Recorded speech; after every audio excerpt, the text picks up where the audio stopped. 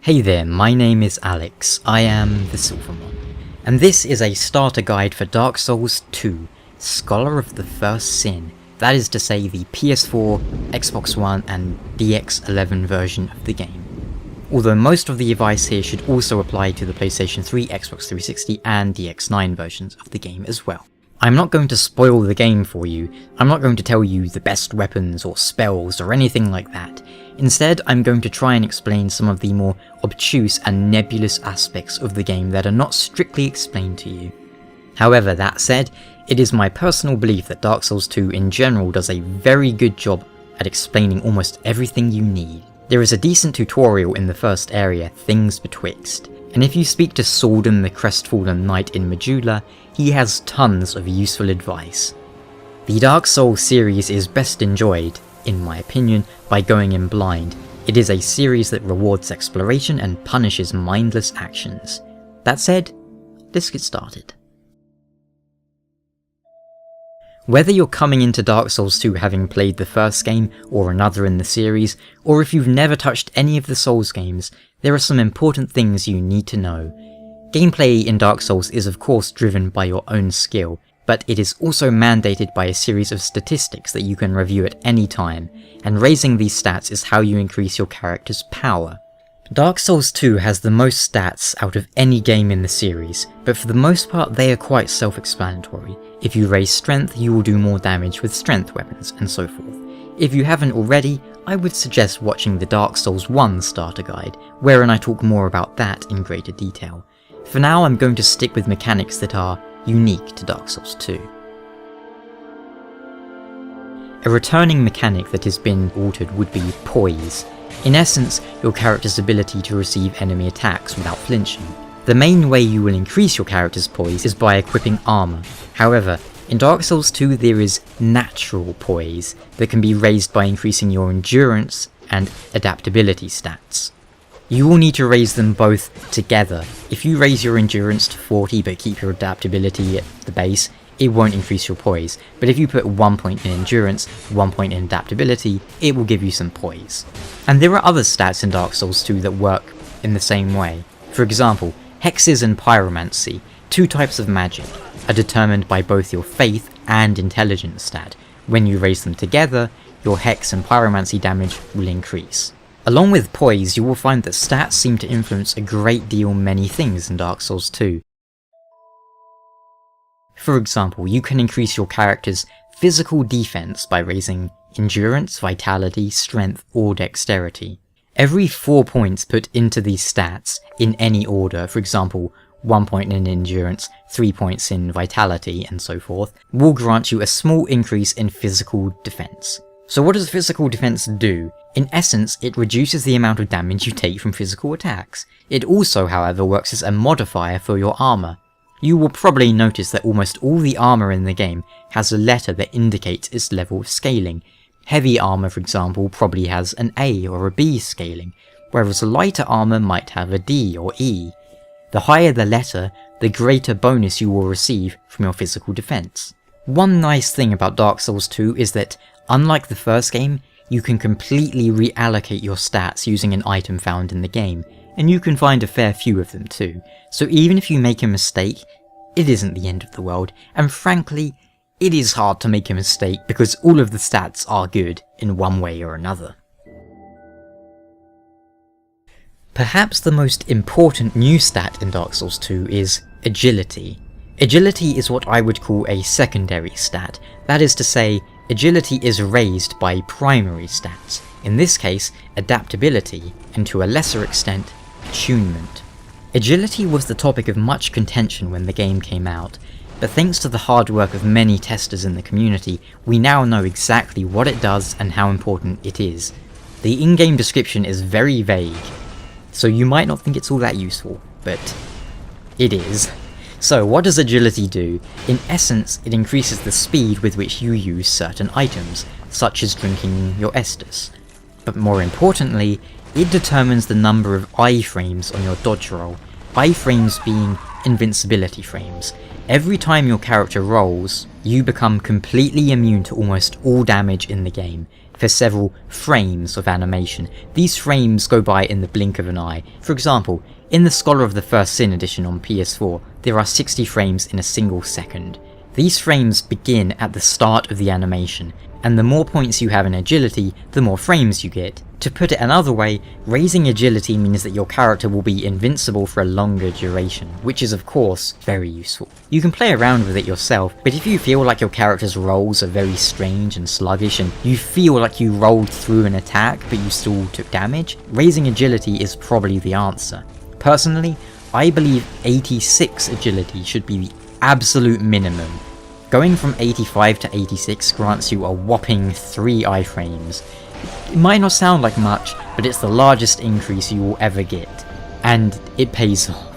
But most characters will probably want around 100 agility, but in the end, go with whatever you feel comfortable with. Likewise, whereas in Dark Souls rolling was static, there was fast rolling below 25% equip burden, medium up to 50% and slow above that.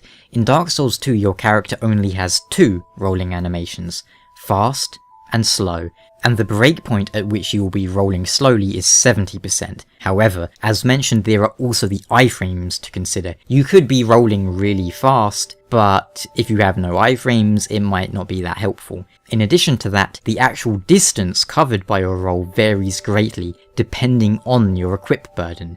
The higher your burden, the less distance you will cover. If you're wearing loads of heavy armor, your character isn't going to roll as far. The rolling speed will be the same, but the distance you cover will be very small. If your character has very low equip burden and high agility, you will find that rolling is incredibly powerful in Dark Souls 2. On the other hand, if you have very high equip burden and you never raised agility, rolling will feel nearly useless. Another new and potentially important mechanic is the power stance. This is essentially dual wielding of weapons. Once you have met the requirements, if you hold down the Y or triangle button or whatever key you've assigned to it, your character will enter a special stance wherein you gain access to new dual wielding moves, where you might, for example, attack with both weapons at the same time, whereas if you simply tap Y or triangle you will two-hand your right hand weapon, you will hold it with both hands. And if you do not meet the requirements for power stancing and hold down the button, you will two-hand your left hand weapon. So, what are the requirements? Essentially, that you have a viable weapon in both left and right weapon slots, and you meet the requirements for them statistically. So let's say you're holding 2 longswords that require, say, 10 strength and 5 dexterity. If you want to power stance them, you would need 150% of the required stats. So, you would need 15 strength and 7 dexterity. It rounds down from 7.5. Obviously, this means that if you want to dual wield extremely large weapons, you would need very high strength and dexterity. It might sound confusing, but you'll get used to it. And just remember, if you can't power stance weapons, it's probably because you don't have enough strength or dexterity. The online and death mechanics have also changed substantially for the sequel. Once your character dies, you will become a hollow and lose a portion of your maximum health. If you die again, you will lose a further portion of your health, and visually your character's appearance will deteriorate further. This will continue until you have lost a maximum of half your health. You can also be invaded when you are hollow. Restoring your humanity, however, is a very simple process. Simply use a human effigy from your inventory. You do not need to burn it at a bonfire, and you will find plenty of human effigies as you play, especially if you're in the Scholar of the First Sin edition. You can also restore your humanity by successfully helping another player and having them summon you to defeat a boss. Elsewise, summoning players is very similar to the first game, and likewise covenants are best explored on your own. Who you can interact with online is no longer determined by your character's level. It is instead determined by yet another new statistic, soul memory. Every time you receive souls, this will increase. It is a record of every single soul you have ever acquired. Even if you spend or lose the souls, they will remain in your soul memory. The purpose behind this is to theoretically stop somebody who has defeated the entire game and acquired powerful maximized weapons, but not raised their level, from attacking new players. The system works in tiers, and you can only interact with players whose own tier is within a range of yours. There is a ring known as the Agape ring which will prevent your soul memory from increasing, however, if you wish to keep it at a certain point. And if you wish to check exact ranges and tiers of soul memory, there is a link in the video description to the Dark Souls wiki wherein people have tested and confirmed the ranges, which is very damn useful. Finally, we move on to the healing aspects. Starting out in Dark Souls 2, you will receive a single Estus flask early in the game. The only way to increase the amount of Estus is to find Estus flask shards throughout the game world, and give them to the Emerald Herald, who will infuse them into your flask, to boost the amount of charges. In addition to this, you will eventually find Sublime Bone Dust, which must be burned in the Medulla bonfire to increase the effectiveness of the Estus flask. However, whilst your Estus will replenish every bonfire, there are new healing items known as Life Gems that are one-time use, but extremely cheap and common. The Merchant Hag encountered early in the game has an unlimited supply of life gems, so it can sometimes be a good idea to stock up at her when you have some extra souls at your disposal. Whether or not you use life gems or Estus is a tactical choice you will have to consider now and then. As a general piece of advice, life gems recover health slowly and are best used, in my opinion, outside of combat, whereas Estus recovers health much faster and is a safer bet in combat. And if there are any other mechanics I didn't cover, it's possible I talked about them in the Dark Souls 1 video, elsewise, feel free to leave a comment down below and I'll do my best to answer you. Next up though, let's talk about the classes in Dark Souls 2.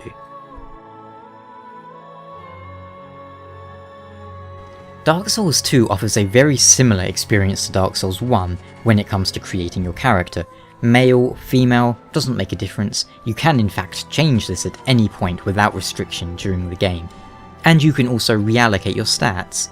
There is a wide degree of freedom thanks to this. And once again, every class can eventually use every weapon and spell. The starting class largely only determines your initial starting gear and so forth. The starting gift is, likewise, entirely up to you. You will not lose out on anything by taking one gift over the other. Personally, I would recommend either the Healing Wares or Petrified Something for new players. If you're confident in your abilities, take the Petrified Something. If you're not so confident, take the Healing Wares. Whilst it's true you will go through the gifts, having several additional healing items will benefit you greatly at the start of the game when you have only one Estus charge and a low budget of souls to buy more healing items with. In general, the start of Dark Souls 2 is typically the hardest. As for the actual classes, you'll find that almost none of them start with a shield, but you shouldn't let that factor too strongly into your decision. Shields can be found almost instantly, whether you buy one in Medulla or find one in Medulla for free. All of the classes are good in their own ways, so you should of course pick whichever resonates with you the most. Personally, I would say that the best starting class in Dark Souls 2 is the Knight. Not only does the Knight start with the most fashion-conscious set of gear, but they also start with a very solid weapon in the form of the broadsword. They also have the highest health, decent strength and dexterity, and they have enough faith that if you want to take some healing miracles, you won't need to invest too heavily. But, besides all that, they also have the second highest adaptability. Whilst the Explorer has the highest adaptability, they are kind of weak other than that, whereas the Knight has the second highest adaptability and are very strong in other areas. And if you remember, adaptability is the main stat that determines your agility, which is of course very important. In my opinion, the Knight is actually too good. None of the others really have advantages stronger than the Knights, I would say. That said, the Explorer is an interesting class. They not only have the highest adaptability of course, but they also start with a bunch of extra items. That said, their weapon is a dagger, which is not all that great, and you can also get one for free in the tutorial area anyway. Of course, all of the classes are good in their own ways. It just so happens that Knight is probably the best. Dark Souls 2 has the largest amount of weapons in the Souls series at time of writing. There are a huge number of weapons and shields at your disposal, including one shield designed by yours truly. I had to throw that in, sorry. And I would very much suggest trying out as many as you can. Somewhat uniquely, however, Dark Souls 2 typically has the highest requirements for weapons. Some characters begin the game unable to even properly wield their starting weapons. The weapon upgrade system has also been changed in Dark Souls 2. Whereas in Dark Souls 1 you could upgrade your weapons to plus 15, this time they only go to plus 10. But on the plus side, upgrade materials are very common, meaning you don't need to worry about wasting your Titanite slab and then finding a weapon later that you prefer.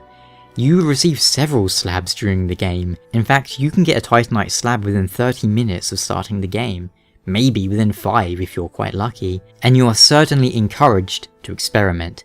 Likewise, whereas in the first Dark Souls game elemental weapons lost their scaling properties, in Dark Souls 2 they are only diminished. It is almost always better to infuse your weapon to give it an elemental property, if you are planning to use any form of magic, that is.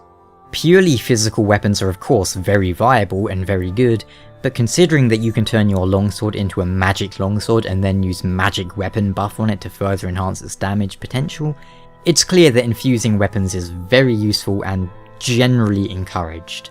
Certain weapons, especially the larger ones, have a habit of being aimed. If you move the directional stick whilst attacking, you might find that your attack goes in that direction.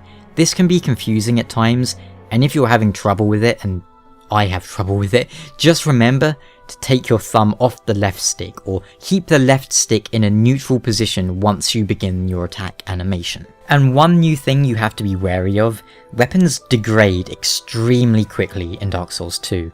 There is a durability bar beneath the weapon icon, and you will notice that as you progress through a level, it will get lower and lower. You can replenish them by sitting at a bonfire or using repair powder, but if it breaks entirely, you will need a blacksmith to repair them. If it breaks entirely, the weapon won't be very effective, but if the weapon's at like 1 durability, it will still be mostly effective. So you don't need to worry about weapons becoming less effective, only them breaking. In light of this, you should generally try and have at least one backup weapon. Considering there are 3 slots per hand in Dark Souls 2, you can carry a large amount of weapons on you, and that's why the equip burden is now 70%. You are expected to be more of a jack-of-all-trades type of character, or if not jack-of-all-trades, you are expected to have lots of equipment with you so that you're always ready, always prepared. Try to be prepared for as many situations as possible. Having something to fight with at range, for example, is always useful, whether it's throwing knives, a bow, a crossbow, magic. You never know when it could save your life. I think that about covers it for Dark Souls 2. I hope this guide was handy. Hopefully there wasn't too much information being rammed down your throat all at once. Of course, if you have any questions, please do leave them in the comments, and I will reply ASAP. Now, get out there into Drangleic and seek souls, you cursed fool. But do not worry, I will always be here, watching over you.